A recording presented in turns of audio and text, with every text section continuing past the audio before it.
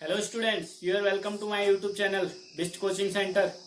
Guys, आज हम class 10th NCERT maths chapter number 6 exercise 6.2 का क्वेश्चन नंबर 7 पढ़ेंगे। क्वेश्चन नंबर 7 की स्टेटमेंट क्या बोल रही है देख लेते हैं। Using theorem 6.1 prove that a line drawn through the mid point of one side of a triangle parallel to another side bisect the third side in bisect the third side.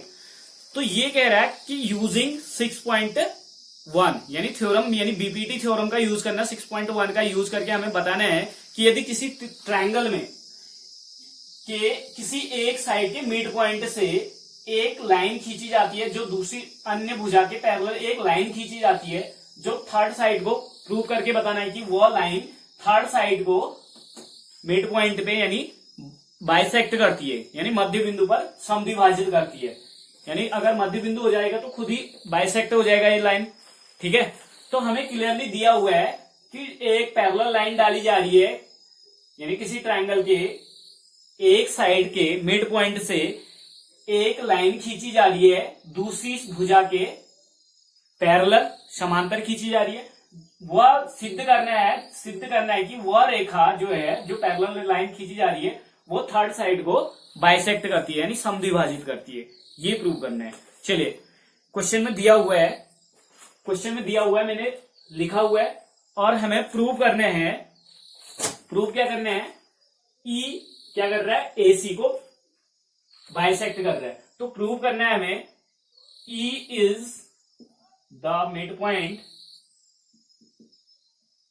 Point of AC. AC का mid point है, ये सिद्ध करना है। यानी bisect करता है ना, तो अगर ई इस लाइन को बाइसेक्ट करता है तो इट मीन्स दो बराबर भागों में कब बटेगा? जब ये मिडिल पे होगा, बीच पे होगा, मिड पॉइंट पे होगा। ठीक है, तो इसका मतलब ये करना है कि हमें इन दोनों को बाइसेक्ट करते हुए दिखाने के लिए हमें ये करना है कि ये ई जो है, ये प्रूव करके दिखाना है कि ये ई जो है मिड पॉइंट है इसका, तब जाके ये बाइसेक्ट होगी एसी। ठीक है, तो प्रूव हमें ये करना है और हमें दिया क्या गया है? D is the mid point of, यहां पे लिख देते हैं, D is mid point of A B and D parallel to B C. D जो है ए बी का मिड पॉइंट है और D parallel to B C है, ये दिया हुआ है। प्रूव क्या है हमारे पास? इन ट्रायंगल एबीसी क्या लिखेंगे? In triangle ABC D is the mid point of, दिया हुआ है हमें, D is mid point of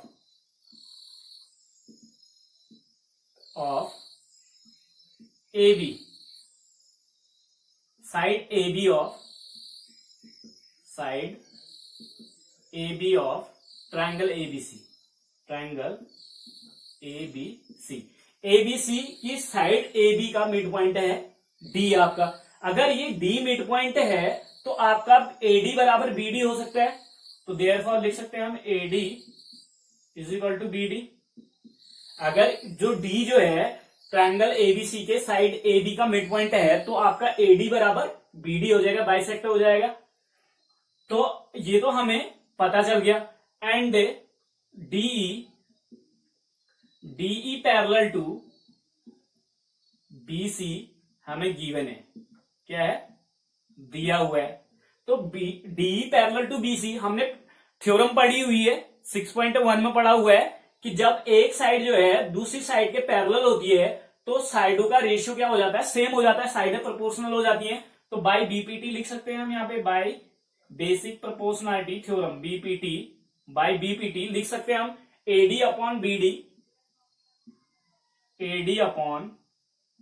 BD is equal to AE upon EC. किससे है ये? By BPT, basic proportionality theorem से। ठीक है, तो हमारा ये आ गया, यहां पे समझ में आ गया होगा।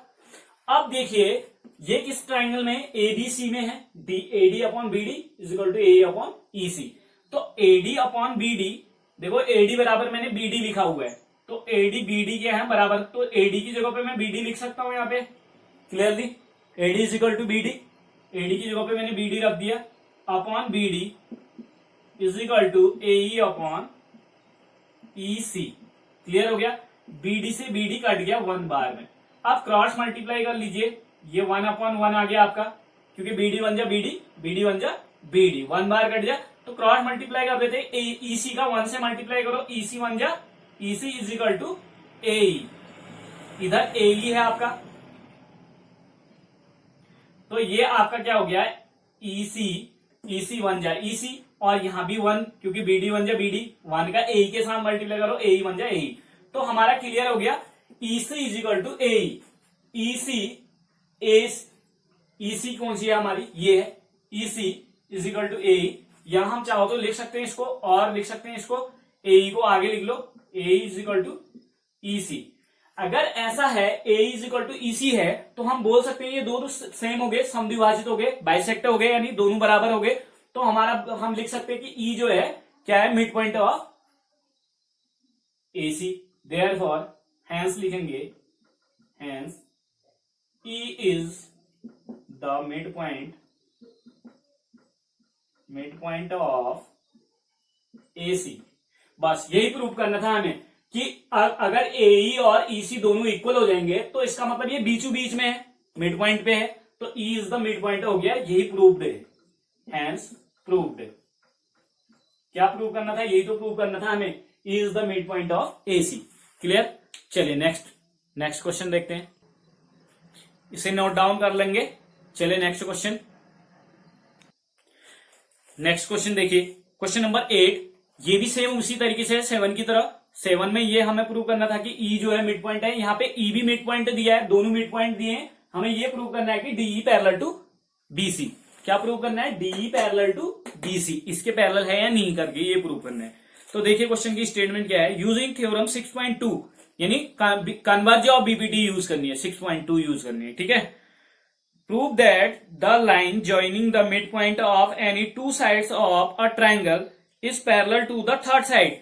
यदि कह रहा है मध्य बिंदु को जोड़ने वाले, मध्य बिंदु का मतलब मिड पॉइंट है, मध्य बिंदु को जोड़ने वाली रेखा अगर त्रिभुज के अन्य भुजा के पैरेलल होती है, यानी जोड़ी जाती है, मध्य बिंदु को जोड़ने वाली रेखा त्रिभुज के तीसरी भुजा के पैरेलल होती है, ये प्रूव कराना है हमें। क्या प्रूव कराना है कि किसी त्रिभुज में कह रहा है ये, prove that line joining the mid point of any 2 sides of a triangle, त्रिभुज के किन्हीं 2 भुजाओं की मध्य बिंदु को जोड़ने वाली रेखा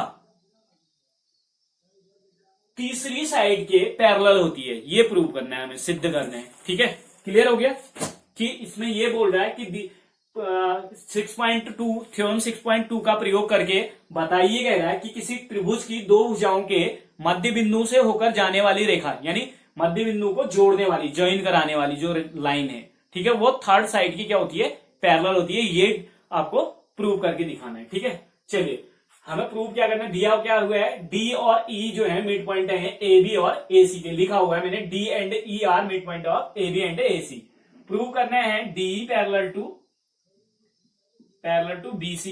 यहां पे मैंने जो जो चीजों की मुझे जरूरत थी पिछले क्वेश्चन से वो लिखा हुआ है। D is mid point of side AB of triangle ABC। तो यहां पे लिख देता हूं मैं, शॉर्ट में लिख देता हूं सीधे सीधे, D is the mid point of AB। AB line, AB का मिड पॉइंट क्या है, D है, तो देयरफॉर मैं लिख सकता हूं अगर D मिड पॉइंट है तो AD अपॉन BD। देखो ये AD बराबर BD हो जाएगा, जितना AD होगा, अगर AD 1 है तो BD भी 1 होगा, अगर AD 2 है तो BD भी 2 ही होगा। तो इन दोनों का मैं रेशियो निकाल देता हूं, देखो AD अपॉन BD, क्योंकि हमें पैरेलल प्रूव कराने के लिए क्या चाहिए, साइड्स का रेशियो चाहिए ना। 6.2 हम प्रूव कैसे करते हैं, जब साइडों का रेशियो मिलता है हमें, ट्राइंगल के साइडों का रेशियो प्रोपोर्शनल मिलता है, तो कन्वर्ज ऑफ BPD लगा देते हैं, यानी उसका व्युत्क्रम, किसका, BPD बेसिक प्रोपोर्शनैलिटी थ्योरम का उल्टा प्रमेय यूज करते हैं हम, थ्योरम यूज करते हैं, ठीक है।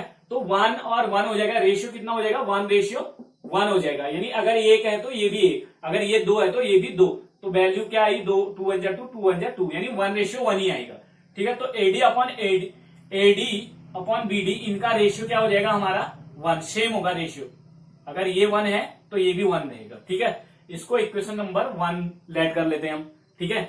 चलिए आगे देखिए, आगे क्या है, एक साइड का हो गया हमारा, दूसरे साइड का रेशियो निकाल लाते हैं हम। तो हम यहां पे हमें प्रूफ दिया हुआ है E is the mid point of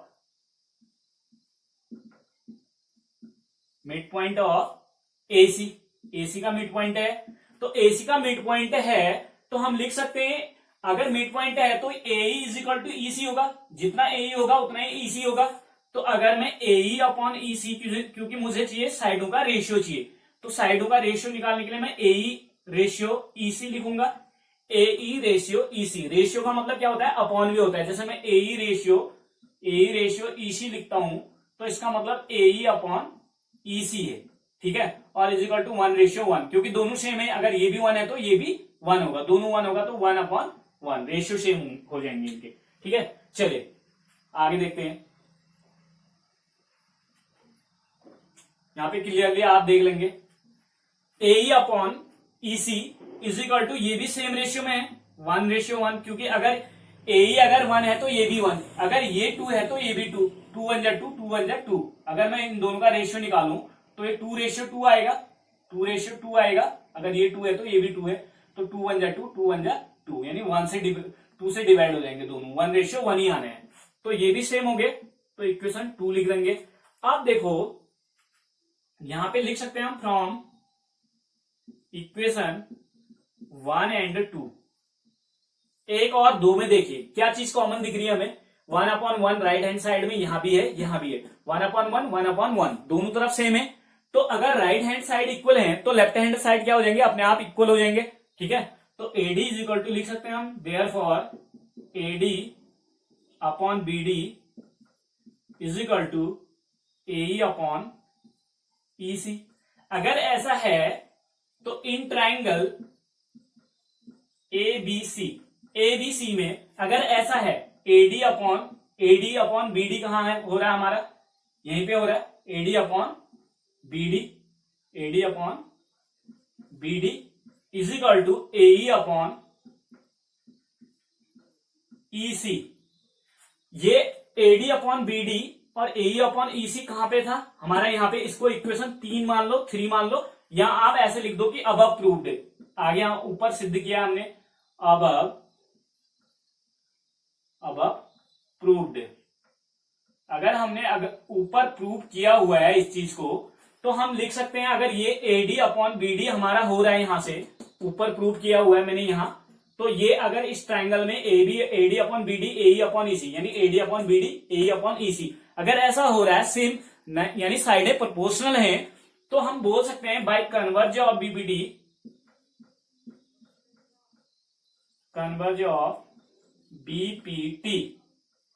यानी कन्वर्ज ऑफ BPT का मतलब बेसिक प्रोपोर्शनलिटी थ्योरम के उल्टे से, यानी बाय लिख सकते हो, यहां आप लिख सकते हो थ्योरम 6.2 से, 6.2 BPT कन्वर्ज ऑफ BPT है 6.2, तो इसी का यूज करके हम बोल सकते हैं कि DE पैरेलल टू